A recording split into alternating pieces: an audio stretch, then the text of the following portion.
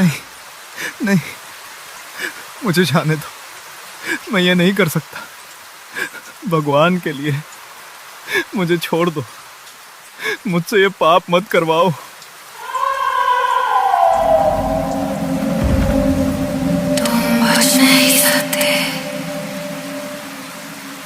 नहीं।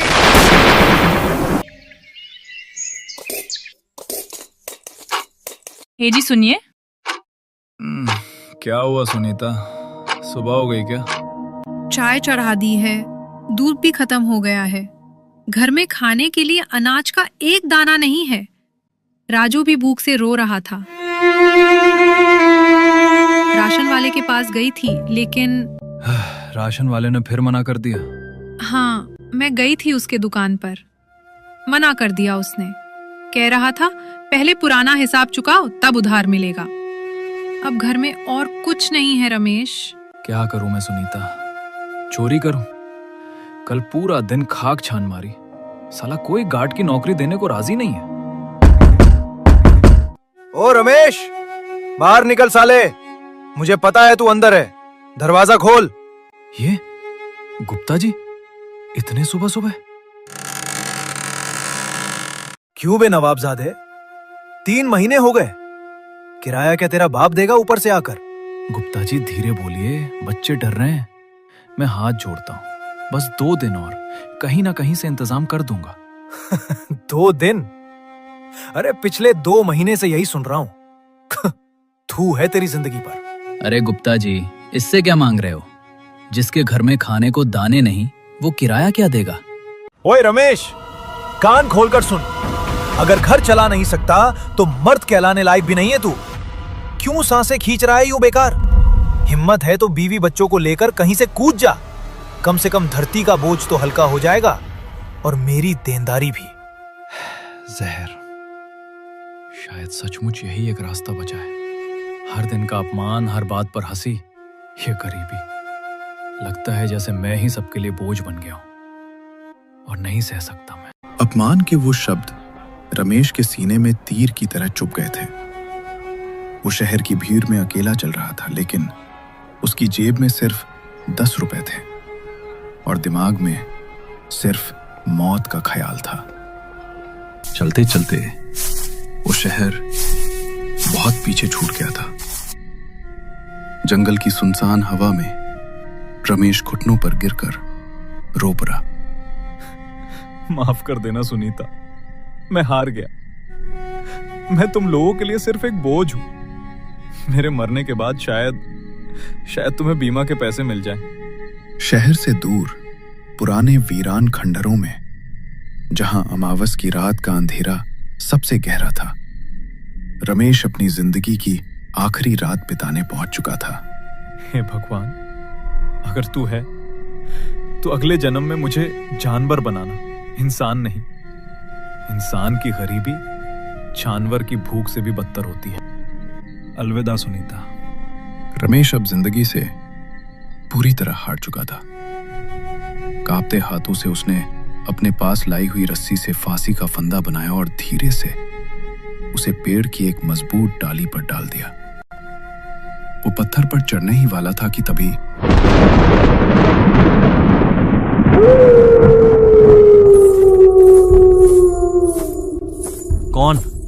कौन है वहां? इतनी सस्ती है तुम्हारी जान रमेश। तुम कौन हो और तुम्हें मेरा नाम कैसे पता? अंधेरे से निकलकर एक आकृति चांदनी में आती है। मोहिनी। पुराने जमाने के शाही लिबास, गले में 9 लखा हार और वो खूबसूरती जो किसी भी इंसान को पागल कर दे। लेकिन उसकी आंखों में सदियों पुरानी भूख थी। नाम, पता सब जानती हूं मैं वो हूं जो तुम्हें वो सब दे सकती है जिसके लिए तुम अभी मरने जा रहे थे। दौलत, शोहरत, ताकत, सब कुछ। फेंक दो इस रस्सी को। राजा बनने के लिए पैदा हुए हो तुम, बस एक छोटा सा सवाल है रमेश, उस राजयोग के बदले तुम मुझे क्या दोगे? क्या चाहिए तुम्हें? तुम्हारा सब कुछ।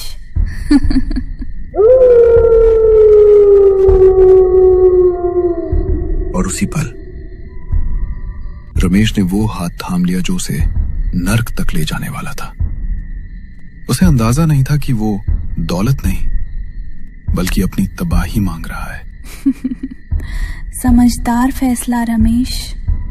आज से तुम्हारी गरीबी, तुम्हारी लाचारी सब धुआं हो जाएगी। सच में? मैं आमिर बन जाऊंगा, लेकिन मुझे करना क्या होगा?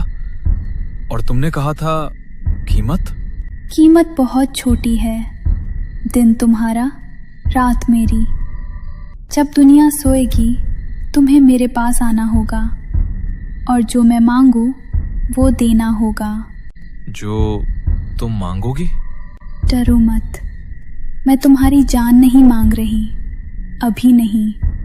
जाओ, घर जाओ। तुम्हारे घर के अंदर जहां तुम्हारी अलमारी है उसे हटाकर वहां खोदना, तुम्हें तुम्हारी पहली किस्त मिल जाएगी। लेकिन याद रखना, अगर तुमने एक भी रात नागा किया या किसी को मेरे बारे में बताया तो वो रस्सी फिर से तुम्हारे गले में होगी।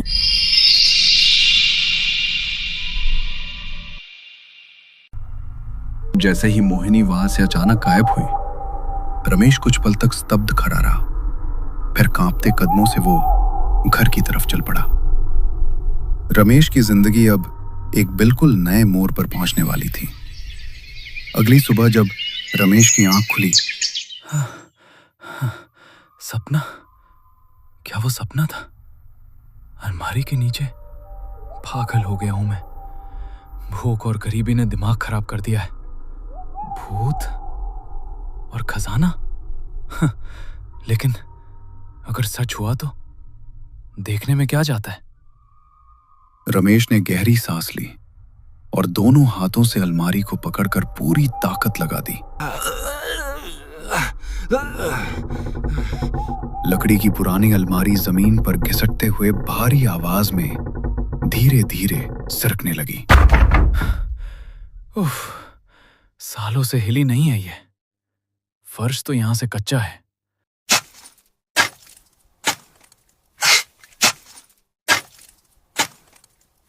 कुछ नहीं है। मुझे पता था, मैं बेवकूफ हूं जो। हाँ, ये क्या? हे भगवान, सोना, चांदी, ये सच है, ये सपना नहीं है। मैं अमीर हो गया, मैं अमीर हो गया। रमेश, ये क्या खटर पटर मचा रखी है और अलमारी क्यों गिरा दी? ये रमेश, ये सब क्या है? देख सुनीता, देख, मेरी किस्मत खुल गई।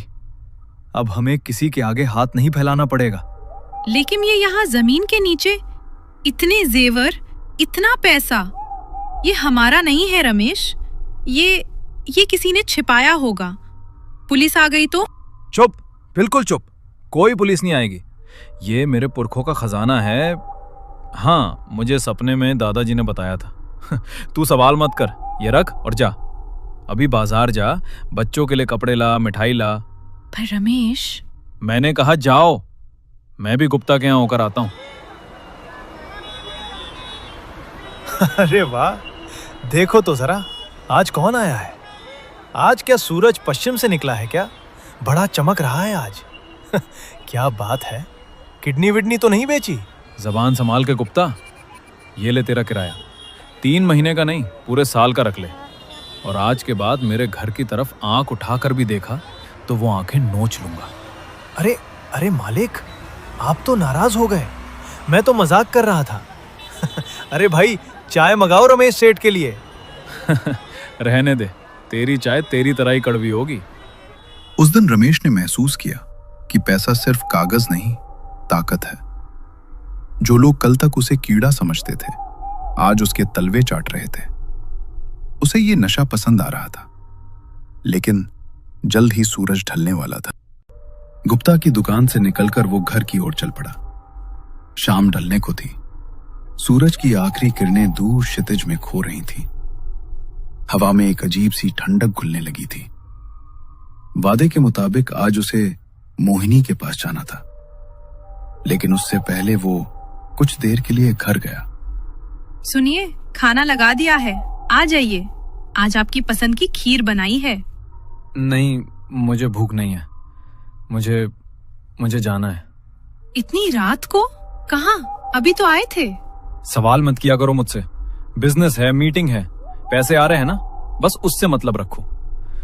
सो जाओ तुम लोग, मेरा इंतजार मत करना। रमेश तेज कदम बढ़ाता हुआ जंगल के सुनसान रास्ते से होते हुए खंडहर की ओर चल पड़ा, जहां आज उसकी पहली मुलाकात मोहिनी से होनी थी। वक्त के पाबंद हो तुम, मुझे अच्छा लगा। सब सच हो गया। गुप्ता, राशन वाला, सब मेरे पैरों में थे। तुमने तो सच में मुझे राजा बना दिया। अब बताओ, आज क्या करना है? तुम्हें क्या चाहिए? मेरी ताकत रक्त से चलती है रमेश। मुझे भूख लगी है। रक्त? रमेश को लगा था कि उसकी लॉटरी लग गई है, लेकिन उसे अंदाजा नहीं था कि उसने साक्षात मौत को न्योता दे दिया है। अब इम्तिहान की घड़ी